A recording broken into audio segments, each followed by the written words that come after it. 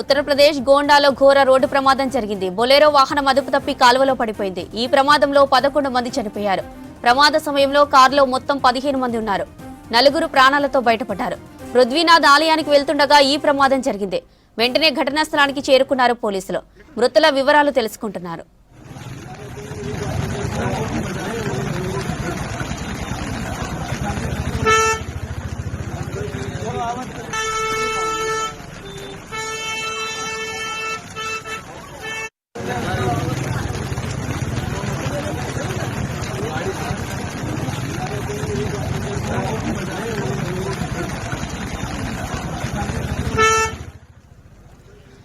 ఉత్తరప్రదేశ్ గోండాలో ఘోర రోడ్డు ప్రమాదం జరిగింది. బొలెరో వాహనం అదుపు తప్పి కాలువలో పడిపోయింది. ఈ ప్రమాదంలో 11 మంది చనిపోయారు.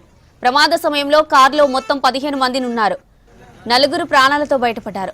పృథ్వీనాథ్ ఆలయానికి వెళ్తుండగా ఈ ప్రమాదం జరిగింది. వెంటనే ఘటనా స్థలానికి చేరుకున్నారు పోలీసులు.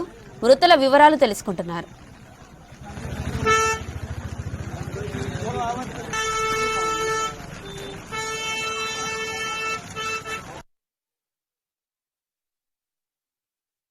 देखिए, थाना इटिया थोक क्षेत्र के रहरा गांव में एक नहर जा रही है जिसपे एक पुलिया है।